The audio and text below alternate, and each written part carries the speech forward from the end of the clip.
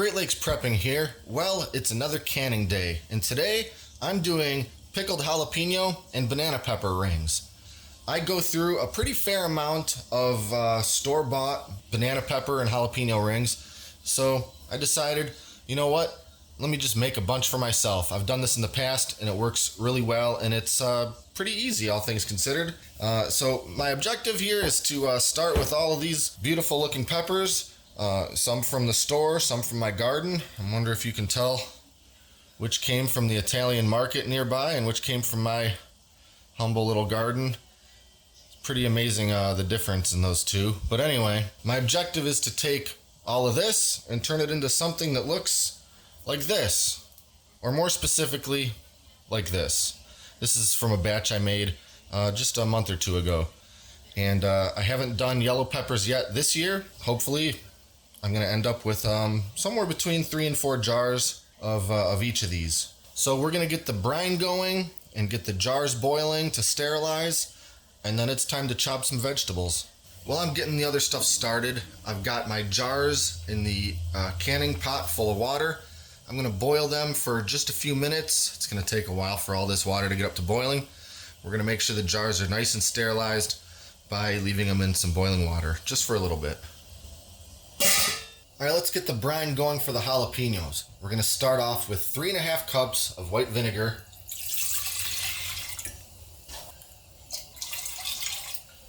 Add 1 cup of water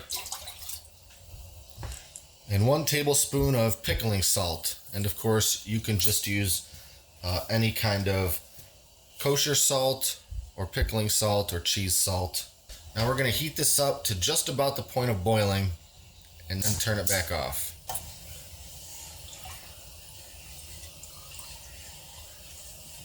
All right, our jalapeno brine is just getting up to boiling, so I'm gonna turn this off. I'm gonna let it come back down pretty much to room temperature or close to. Now we'll get the brine going for the banana peppers. So for this one, we're gonna start with 3 cups of white vinegar and 2 cups of water. And we're gonna do 2 tablespoons of the pickling salt, 1 tablespoon of regular sugar. Same thing, we're gonna get it up to boiling, just to the point of boiling, and then take it off the heat. Well, let's get started chopping up these yellow peppers. So pretty much all I need to do is cut the tops off. I'll core out as much of these seeds as I can, so I don't have to, punch the middle out of every individual ring. Some people keep that seed and that sort of pith in there. I'm not a real big fan of it with the banana peppers or the jalapenos.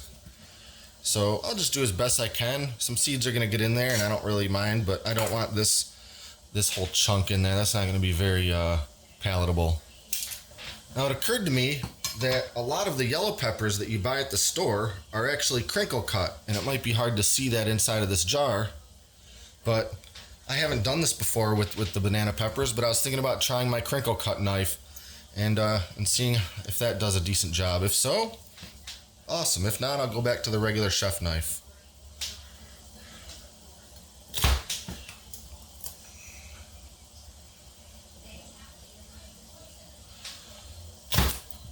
Well, so far I'm not real impressed. It's just kind of crushing it. Yep, I think that was a fun idea, but it's not gonna really work. So, back to the old faithful.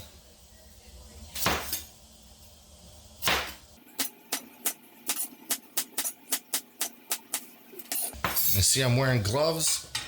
Obviously with the jalapenos you want to wear gloves, but as long as I'm doing that anyway, I'm gonna wear them for these as well, because spicy or not, I still don't want to accidentally get any of the juice from these in my eyes or anywhere else.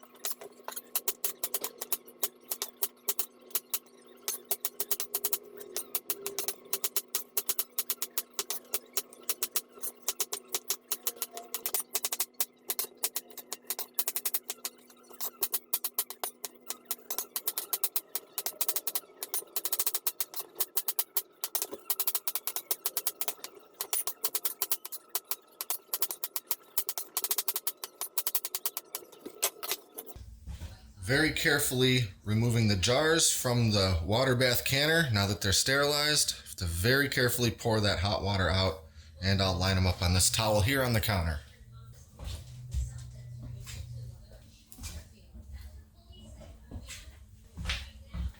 So now it's time to pack the jars.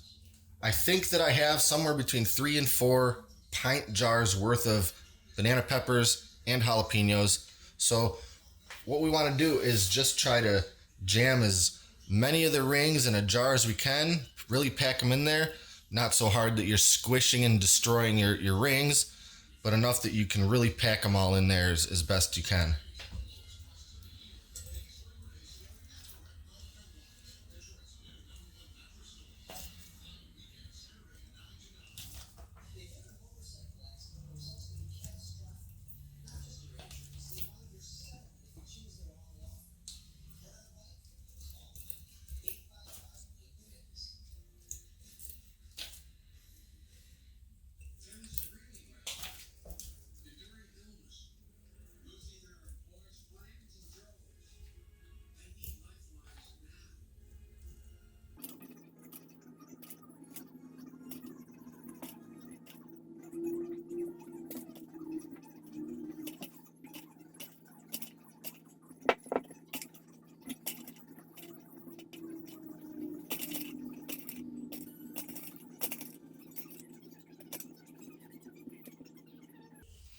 All right, see, I'm leaving about ½ an inch of headspace at the top. And yep, I got just about 3.5 jars. So we'll see how I do with the jalapenos. Maybe I'll make a combination jar and see how that goes.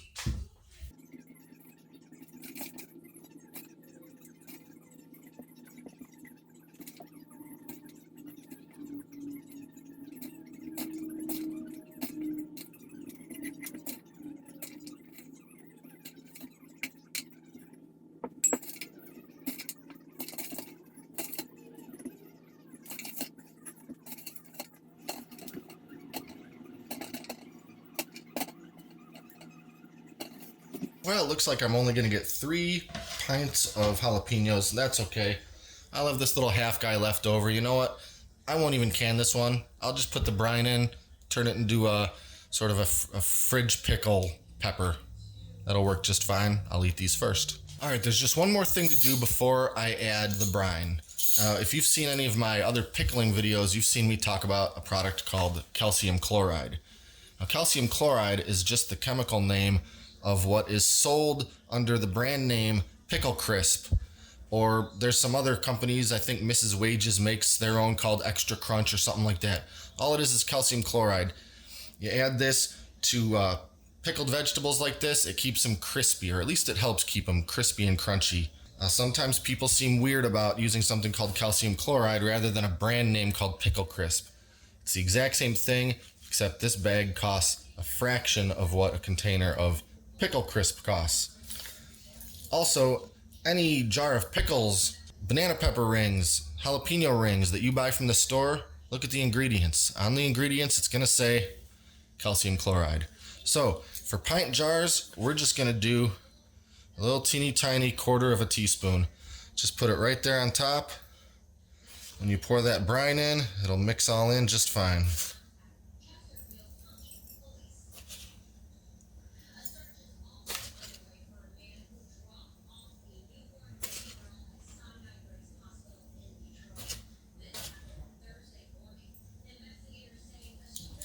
All right, our brine has been sitting cooling for long enough, so we're gonna go ahead and pour it on in. I got my handy canning funnel. This is the brine we made for the jalapenos.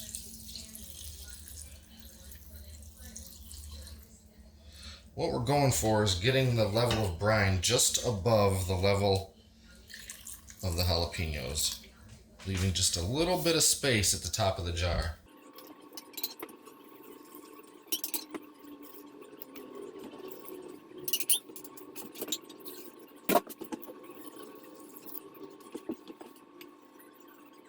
Just a couple more quick steps before they're ready for the lids. Now, ordinarily, you would use a tool like this to kind of work around the inside of the jar and try to dislodge any bubbles, trapped air, that kind of thing. But because this jar is packed so full and I'm going to end up splashing brine out and just making a big mess, it's just not that realistic. So about the best that I can do is just sort of tap and thump this jar just a little bit to try to dislodge any bubbles that might be trapped in there. There shouldn't be much, but you just want to be careful. Trapped air can lead to growth of bacteria, etc., etc. We just do the best we can.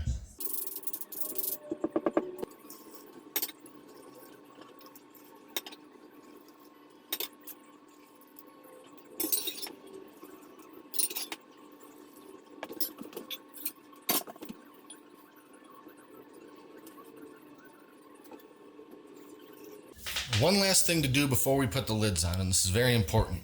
We have to thoroughly wipe the top edge of each jar with a damp paper towel. And we're doing this because if we've got any brine or seeds or food residue on there, it's going to get trapped between the rubber gasket of the lid and the glass jar. And that will cause potentially two problems. One, it could make the seal fail. We don't want the seal to fail because then our food is ruined. But it can also just kind of grow bacteria under there, and that will also lead to the seal failing if it hadn't already. So just give it a good wipe down all the way around.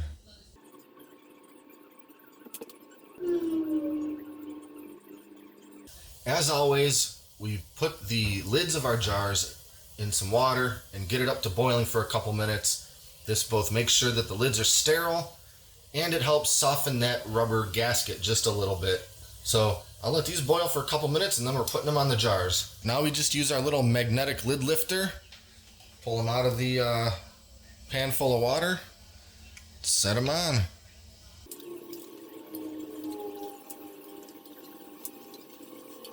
And just make sure they're nice and centered on the jar. And put on the rings. All you want is to put them on finger tight, just snug enough to hold it in place. Now it's time to put them in the canner. Now if you recall, we used the canner to sterilize the jars, which means it's already pretty full of water that's still pretty warm. So I'm just going to turn that water back on, carefully set the jars in.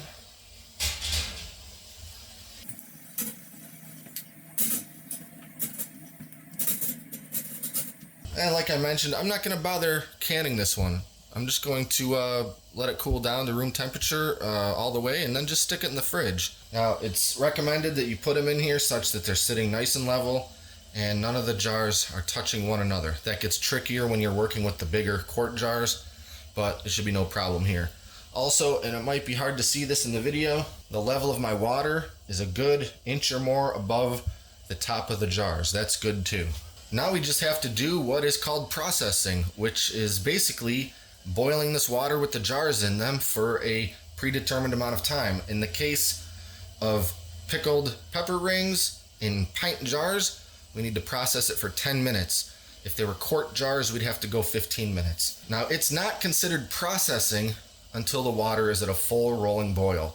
So that means I have to let these sit here, kind of watch it, and once it gets to that full boil, I can start my timer for 10 minutes. So we'll come back after it processes and see what we got.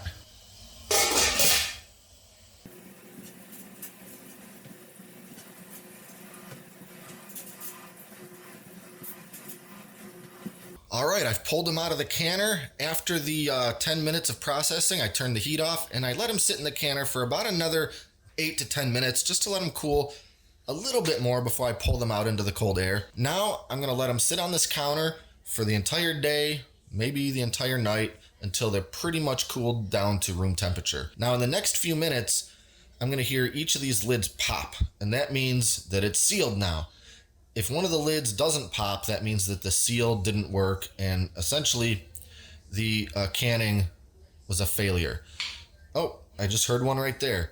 Now, if you get a lid that doesn't pop in, That doesn't mean that it's ruined. It just means that now you have a jar of fridge peppers. It's not shelf stable though. Lastly, after they're completely cool, down to room temperature, remove the rings. You don't want to store canned goods like this with the rings on. And the main reason for that is because if you didn't get a seal, if you got a false seal, it's not going to be obvious to you when the ring is on. You take these rings off, you're immediately going to be able to tell if one of those lids isn't sealed because it's going to come off. And in that case, again, put the ring back on, throw it in the fridge. Now it's going to be good in there for, well, however long an open jar of jalapeno rings from the store would last. Quite a while. As far as shelf stable goes, it has to be sealed. Store them with the rings off. They'll last a while. My rule of thumb is about a year, but usually these things don't last nearly that long in my pantry anyway. So that's about it. I hope you enjoyed the video. If you liked what you saw, go ahead and click that subscribe button. Stay up to date on all of our latest videos. Also, check out our blog at greatlakesprepping.com and our Facebook page. Thanks for watching and for all your continued support. And until next time, this is Great Lakes Prepping.